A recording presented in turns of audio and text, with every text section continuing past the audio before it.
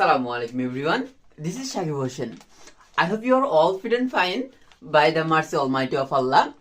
Right now I'm gonna share how to use intonation in English sentences.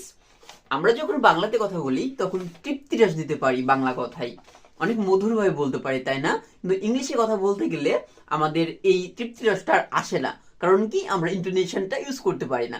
So আজকে আমরা দেখব কিভাবে ইংলিশেও মধুরভাবে কথা বলা যায়। সো ওকে,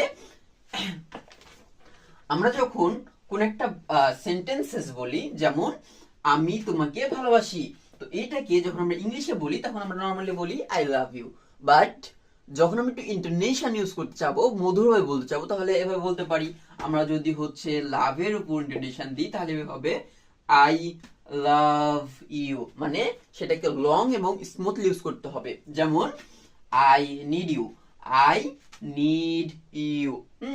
এই দুটার উপর ইন্টোনেশন ইউজ করতেছি, বা আমি একটার উপর ইন্টোনেশন ইউজ করবো, জাস্ট এটার উপর। তাহলে কিভাবে বলবো যে আই নিড ইউ, মানে এটা যেটার উপরে ইন্টোনেশন ইউজ করব সেটাকে কি করব, লংলি এন্ড হচ্ছে স্মুথলি বলবো, নরম করে বলবো। তাহলে কিন্তু আমাদের ইংলিশ ভাষাটাও শুনতে সুন্দর লাগবে। যেটাকে ইন্টোনেশন ইউজ করব সেটা হচ্ছে কি বলবো, গুরুত্বটা বেশি বোঝাচ্ছে। যেমন আই লাভ ইউ, আমি লাভের উপর ইন্টোনেশনটা দিচ্ছি বেশি।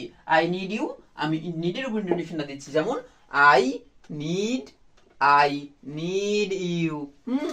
তো এইভাবে যদি আমরা ইন্টোনেশন ইউজ করে সেন্টেন্সে কথা বলি ইংলিশে, তখন আমাদের ইংলিশটা শুনতে সুন্দর লাগবে এবং তৃপ্তির রস আসবে। এমন কোনো ইনফরমেটিভ যদি তোমরা ভিডিও পেতে চাও তাহলে আমাকে ইউটিউবে সাবস্ক্রাইব এন্ড ফেসবুকে ফলো করতে কখনো ভুলবা না, তাহলে কিন্তু পাবা না, বুঝছো? So thank you so much for watching my video. Okay.